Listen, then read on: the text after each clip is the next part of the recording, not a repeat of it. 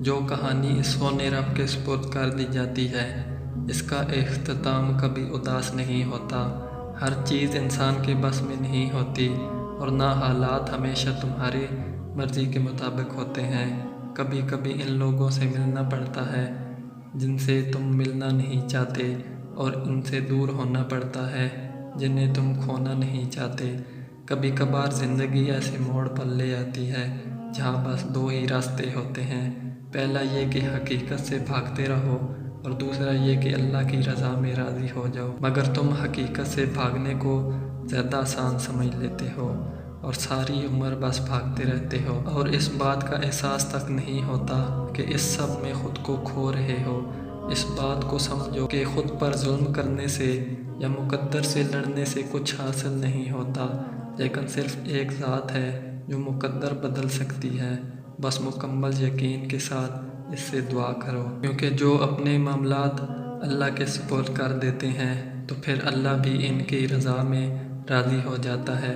ساری بات ہی ایک کن کی ہے جس سے بگڑے ہوئے مقدر سنوار دیے جاتے ہیں اور ادھوری کہانیاں مکمل کر دی جاتی ہیں، کیونکہ وہ جہاں چاہے جو چاہے کرنے پر قادر ہے۔ وہ 70 ماؤں سے زیادہ پیار کرنے والا کبھی اپنے بندے کو تکلیف میں نہیں دیکھ سکتا، اور جو آنسو اللہ کی بارگاہ میں بہائے جائیں وہ انہیں فراموش نہیں کرتا۔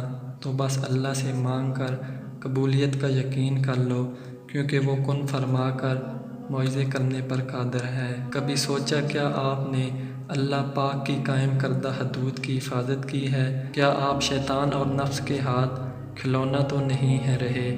کیا آپ نے اپنے آپ کو ان لوگوں میں تو نہیں شامل کر لیا جو اپنی خواہشات کی پیروی کرتے ہوئے حرام رشتوں کے پیچھے بھاگتے رہے؟ کیا آپ نمازوں سے انکاری اللہ پاک کے اتنے ناپسندیدہ بندے تو نہیں بن گئے جسے وہ اپنے سامنے کھڑا ہونے کی توفیق ہی نہیں دے رہا؟ کیا آپ نے اپنے رب کو ناراض تو نہیں کر دیا؟ کیونکہ جب وہ ناراض ہوتا ہے تو رزق نہیں چھینتا، سجدوں کی توفیق چھین لیتا ہے۔ کیا آپ حرام رشتوں کی زد میں بے سکونی میں تو نہیں؟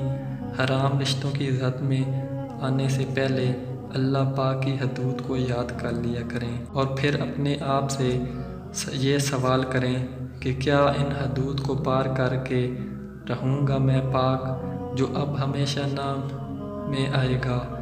آپ کے اللہ نے آپ کے لیے پاکیزہ اور حلال رشتے بنائے ہیں، اور اسی میں سکون بھی رکھا۔ جب بھی کبھی شیطان، نفس یا دلی کیفیات کی زد میں آن کے بھٹکنے لگیں، نمازیں چھوٹ جائیں، کسی کا دل دکھا بیٹھ، یا گناہ نہ چھوٹنے پہ دل غمگین ہو، کچھ بھی غلطی ہو تو جہاں بھی ہوں فوراً اپنے رب سے معافی مانگیں، دعا اور نماز کے ذریعے مدد مانگیں۔ آپ کا رب معاف کرنے والا ہے، آپ کا رب دلوں کو پھیرنے والا ہے، آپ کا رب ٹوٹے دلوں کو جوڑنے والا ہے، آپ کا رب بے سکون دلوں کو سکون دینے والا ہے، آپ کا رب آپ سے بہت پیار کرتا ہے۔ آپ بھی کریں، وہ خود خوبصورت ہے اور خوبصورت کرداروں کو پسند کرتا ہے۔ آپ کو خوبصورت تو آپ کے رب نے بنا دیا، اب اپنے کردار اور روح کو خوبصورت آپ نے بنانا ہے۔